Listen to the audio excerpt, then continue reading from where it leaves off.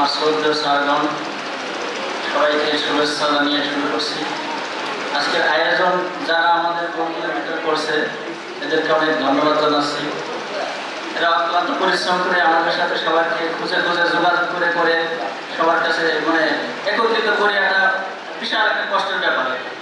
13 বছর পরে, অনেক দিন পরে, 1 যুগ পার হয়ে গেছে, তাদের অনেক অক্লান্ত পরিশ্রম করতে হয়েছে এখানে।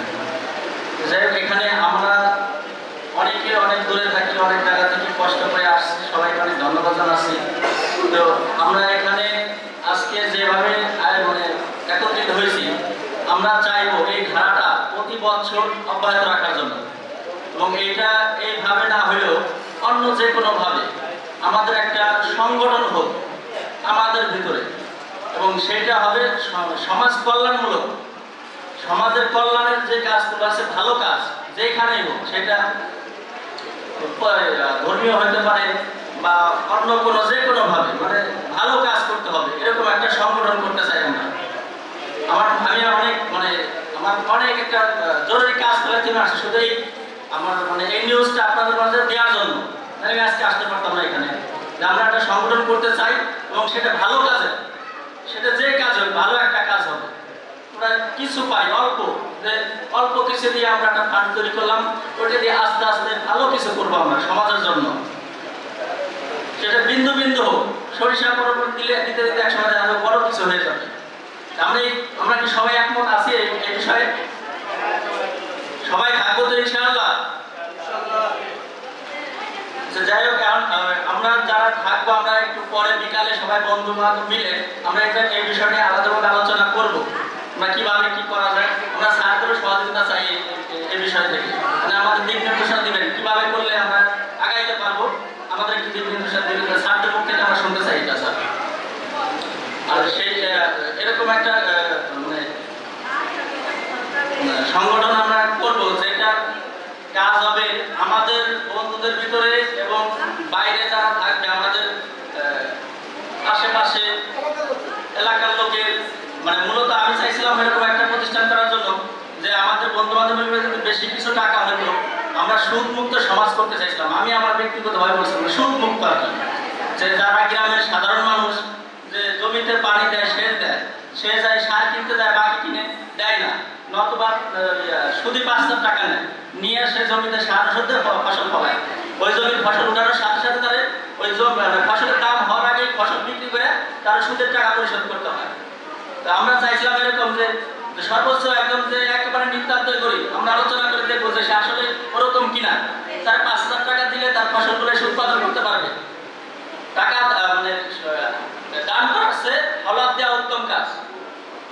একজন গরিবের দান করার থেকে হাওলাত দিয়ে তাদের সহযোগিতা করা ভালো কাজ আমার জানা মতে, এবং ধর্মীয় মতে এটা আমরা এটা করতে চাচ্ছি।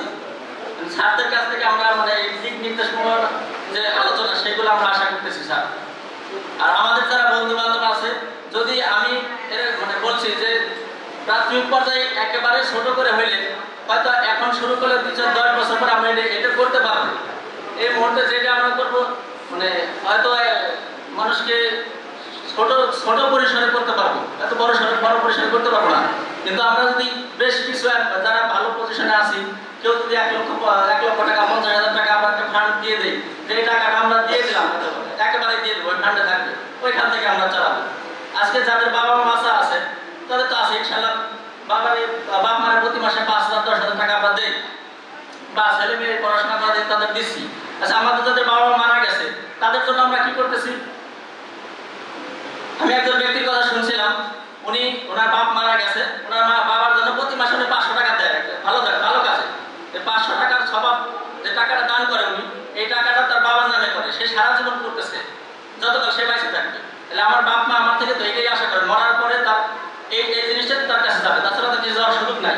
আমি যদি তার নামে ভালো কাজ করি সেটাই যাবে। যদি আমরা এরকম কিছু করতে পারি যে যাদের আমার বাবা মা নাই, আমরা দেখলাম বাবার নামে 500 টাকা দিলাম বা 200 টাকা দিলাম, যে যেরকম পারলো প্রতি মাসে এটা আমরা চলমান রাখলাম, বা বছর শেষে যখন ঈদ আসে, কুরবানি ঈদ, রমজান মাসের ঈদ, তখন আমরা সবাই মিলে আলোচনা করলাম, আলোচনা করে সবার কাছে কিছু টাকা ধার্য করে ওইটা আমরা ভালো কাজে ভালো কাজে লাগাইলাম, বাবা মার নামে বা অন্য যাদের মনে হয় যে আমার অন্য কিছু করার দরকার, ভালো কাজ, ওইভাবে ইনশাআল্লাহ এটা আর কি। একান্তই আমি মাহবুব, তারপর রিপন অনেকের সাথে আলোচনা করছিলাম, এর আগে আমি বড় ভাইদের সাথে আলোচনা করছিলাম, কিন্তু আমি একা আলোচনা করে কারোর সাথে এরকম সাহেব পাই নাই, সেজন্য আমি আগাইতে পারিনি। তো মাহবুবকে বলছি যদি আমার সাথে কেউ না থাকে ইনশাআল্লাহ আল্লাহ আমাকে তৌফিক দেয় আমি একা করবো, এখন না পারি 5 বছর পরে করবো। সেজন্য যদি সবাই আমাকে সহযোগিতা করেন আমি ইনশাআল্লাহ আপনাদের সাথে আমি আমার থেকে আমি আমার ভিতর থেকে আর কি এটা আমি কাজ করতেছি অনেকদিন যাবত, কিন্তু আমি কারোর সাথে ওইভাবে যাদের সাথে শেয়ার করছি ওইভাবে আমি ফলপ্রস পাই নাই, ওরকম ফল পাই নাই। এখন আমাদের বন্ধু মহলদের একসাথে হয়েছে, হয়তো আমি আশা করবো এদের ভিতর থেকে ভালো কিছু আমি পাবো।